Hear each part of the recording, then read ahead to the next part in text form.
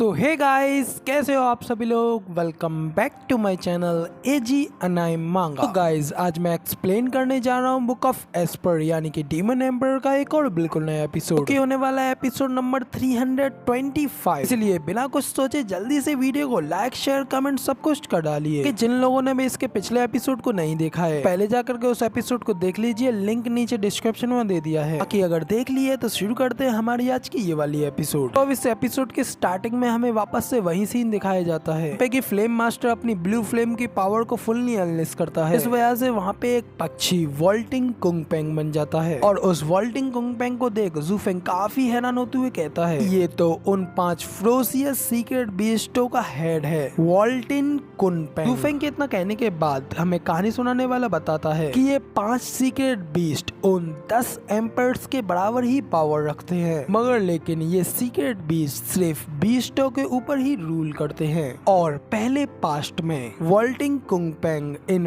5 secret बीस्टों का head था। तो अब कहानी सुनाने वाले के इतना बताने के बाद हमें ज़ूफेंग को दिखाया जाता है, जो कि ये सब देख अभी भी काफी हैरान होता है और अपने मन में कह रहा होता है कि इस वॉल्टिंग कुंगपेंग से मेरी आज की ये मीटिंग बिल्कुल ऐसा है जैसे कि मैं उन पुराने 10 एम्पर्स के साथ मीटिंग कर रहा हूँ। और इस समय भले ही मैं वापस से अपनी डीमन एम्पर की फॉर्म और पावर्स के साथ आ जाऊं, तो भी मैं उन पावर्स के होते हुए भी इस वॉल्टिंग कुंगपेंग के सामने बिल्कुल एक चींटी जैसा हूं। और अब इसमें कोई शक नहीं है कि सभी के सभी बीस्ट आखिर क्यों मेरी इस अशुरा ब्लू फ्लेम को देख करके डर के घबरा जाते हैं, क्योंकि आखिर वो कैसे इस पूरी दुनिया के बीस्ट और एनिमल किंगडम के लॉर्ड के सामने किसी भी तरीके का रिवॉल्व करना चाहेंगे। तो अब इधर ज़ूफेंग ये सब सोच ही रहा होता है कि तभी फ्लेम मास्टर भी आगे बढ़ता है और ज़ूफेंग से कहता है इस सच में तुम 9 सैनिटीज के एक ट्रूली सक्सेसर हो, इसलिए मेरा तुम्हारे ऊपर अपनी आशा और होप रखना मेरे लिए बिल्कुल भी गलत साबित नहीं रहा। तो अब इसी के साथ अब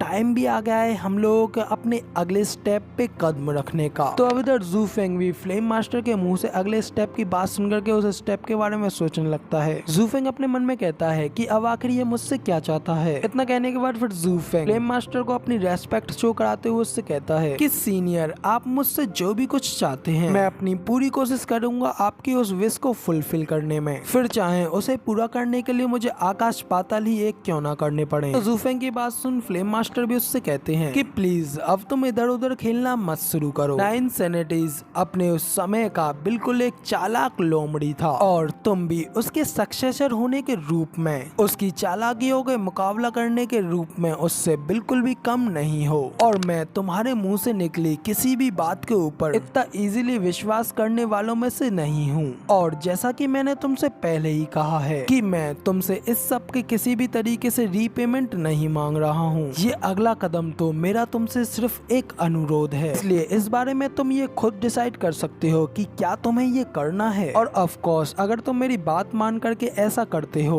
तो तुम्हें इस चीज से डेफिनेटली बेनिफिट्स तो मिलेंगे ही। तो अब इधर फ्लेम मास्टर की ये बात सुनकर के ज़ूफेंग अपने मन में कहता है कि कुंगपेंग एक किंग है और काफी ज्यादा दयालु भी है। ये मुझसे केवल बात मनवाने के लिए रिक्वेस्ट कर रहा है, लेकिन ये स्टाइल किसी को भी अपने वश में करके दूसरों से अपनी बात मनवाने के लिए सबसे ज्यादा बेस्ट सूटेड है, क्योंकि ये अच्छी तरीके से समझता है अगर मैं इसका ये काम अपनी पूरी इच्छा और ईमानदारी से नहीं करूंगा तो उसका खामियाजा केवल इसको ही भुगतना पड़ेगा। इन मामलों में कैरेट यानी कि गाजर ज्यादा उपयुक्त होगी, जिससे कि काम करने के लिए इनफ इंसेंटिव यानी कि प्रोत्साहन मिलेगा। इसका मतलब इसके अलावा इस कुंगपेंग की ये रिक्वेस्ट काफी ज्यादा कठिन होने वाली है, इम्पॉसिबल नहीं तो कम से कम बहुत ज्यादा डेंजरस होने वाली है। तो ये जानने से पहले कि इसमें क्या शामिल है, इसे मेरे लिए एक्सेप्ट करना मेरे लिए बिल्कुल भी अच्छा नहीं रहेगा। तो अब इधर ज़ूफेंग इस सब के बारे में अपने मन में ये सब सोच ही रहा होता है कि तभी कुंगपेंग यानी कि फ्लेम मास्टर कहता है कि तुम्हारी ये बात जान करके मुझे काफी ज्यादा अच्छा लगा कि तुम हर चीज के ऊपर विचार कर रहे हो, और ऑफ कोर्स ऐसा होना भी चाहिए। आखिर तुम उस चालाक 9 सेनेटीज के वंशज जो हो, सच में तुम उसकी बिल्कुल एक स्पीटिंग इमेज हो। तो इसीलिए तुम जितने ज्यादा इस चीज के ऊपर विचारशील होगे, तो मुझे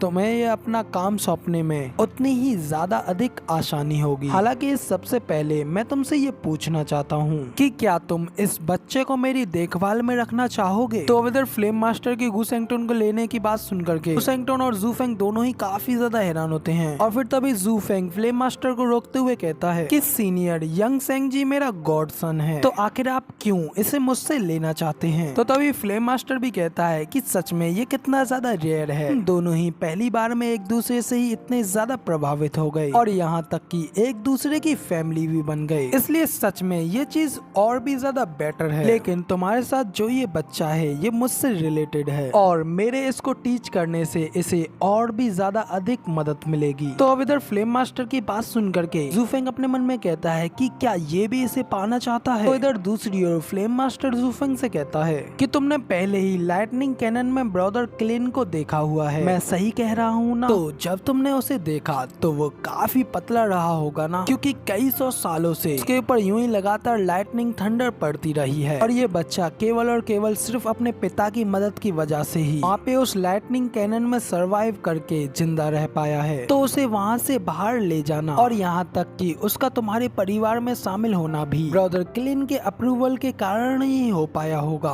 और तो अब तुम जानते ही हो कि मैं कौन हूँ, और चूंकि मैं और उसका पिता हम दोनों ही एक सीक्रेट बीस्ट हैं, तो इसलिए तुम्हें इस बच्चे को अपने पास से जाने देना ही अच्छा रहेगा और मैं उसका अच्छी तरीके से ख्याल रखूंगा। तो अब इधर फ्लेम मास्टर की ये सारी बातें सुन करके गुसेंगटोन काफी ज्यादा गुस्सा हो जाता है और उससे कहता है कि अपनी बकवास करना बंद करो, ये यंग मास्टर हमेशा से ही टियानियो में रहा है, इसके अलावा मैं केवल 5 सालों तक ही लाइटनिंग कैनन में रहा हूँ, तो मुझे बताओ आखिर मैं क्लिन का बेटा कैसे हो सकता हूँ? तो ये सब कहते हुए गुसेंगटोन अभी भी फ्लेम मास्टर के ऊपर काफी ज्यादा गुस्सा कर रहा होता है, जबकि फ्लेम मास्टर भी ये सब देख काफी ज्यादा हैरान होता है। लेकिन तभी बीच में जूफेंग उनसे कहता है कि तो खैर बात ये है। इतना कहने के बाद जूफेंग फ्लेम मास्टर को गुसेंगटोन की सारी हिस्ट्री बता देता है, जिसके बाद कुछ देर बाद नेक्स्ट सीन में हमें कुनपेंग यानी कि फ्लेम मास्टर को दिखाया जाता है, जो कि सब कुछ समझ लेने के बाद जूफेंग से कहता है कि ओ तो अब मैं ये देख रहा हूँ, यहाँ ये सब 300 साल पहले था।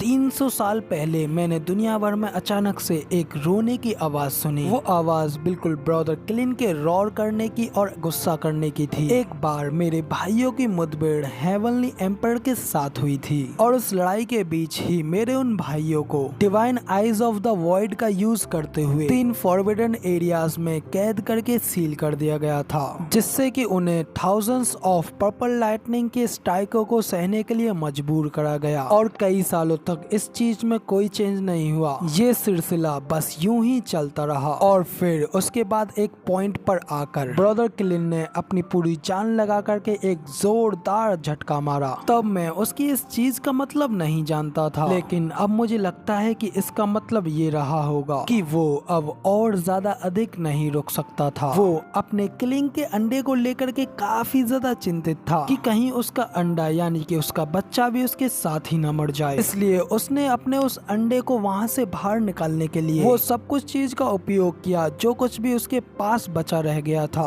उसने अपनी जिंदगी की पूरी बची हुई ताकत लगा करके उस अंडे को उस लाइटनिंग कैनन से बाहर फेंक दिया और उसके बाद उस अंडे से तुम आए गुसेंगटोन, और यही वजह है कि तुम्हारे पास अब ना मदर है और ना कोई फादर है। तुम्हारे पास है तो सिर्फ और सिर्फ तुम्हारे पास है तो सिर्फ और सिर्फ इनक्रेडिबल पावर्स, बिल्कुल ब्रदर क्लिन की तरह ही तुम्हारे पास उसकी सारी इननेट एबिलिटीज हैं और उन 5 सीक्रेट बीस्टों में से कोई भी ताकत के मामले में ब्रदर क्लिन को हरा नहीं सकता था। तो अब इधर हमारा गुसेंगटोन अपने फादर की ये सारी स्टोरी को सुन करके काफी ज्यादा इमोशनल हो जाता है और फ्लेम मास्टर की बात मान करके धीरे धीरे आगे बढ़ने लगता है, जबकि वहीं पे हमारा जूफेंग अपने मन में कह रहा होता है कि अच्छा तो ऐसा है, मुझे आश्चर्य है कि इतने गैप के बाद भी अरे फॉर्मेशन इतनी ज्यादा परफेक्ट थी। तो अब इधर जूफेंग ये सब सोच रहा होता है, जबकि दूसरी ओर गुसेंगटोन धीरे धीरे फ्लेम मास्टर के करीब आ जाता है। तभी फ्लेम मास्टर उससे कहता है कि हाँ मुझे इस बात पर पूरा यकीन है, जब तुम लोगों ने इस ऑल बीस्ट माउंटेन पर एंटर किया तो मैंने अपनी उस ब्लू फ्लेम को महसूस करने के अलावा अलावा अपने ब्रदर किलिन के ऑरा को भी महसूस किया। हम सीक्रेट बीस्टों की नाक हमेशा सही होती है, यही कारण है कि मैंने 3 हेडेड क्रो को तुम लोगों को यहाँ पर लाने के लिए भेजा था। मैं खुद अपनी आंखों से क्लियर तरीके से देखना चाहता था। इतना कहने के बाद फ्लेम मास्टर गूसेंगटन के सिर को सहलाते हुए उससे कहते हैं कि बच्चे, अब से तुम मुझे अपना अंकल कुनपेंग कहना। तो गाइस, अब इधर फ्लेम मास्टर के इतना कहते ही यहाँ पे हमारा एपिसोड खत्म हो जाता है। तो गाइस, वीडियो पसंद आई हो तो यार एक लाइक कर देना, साथ ही कमेंट करके ये जरूर बताना कि आपको हमारा ये वाला वीडियो का एक्सप्लेनेशन कैसा लगा। और ऐसी अमेजिंग वीडियोस को देखने के लिए मेरे इस चैनल को सब्सक्राइब जरूर से कर लेना। शुक्रिया एंड मिलते हैं किसी और नई वीडियो में।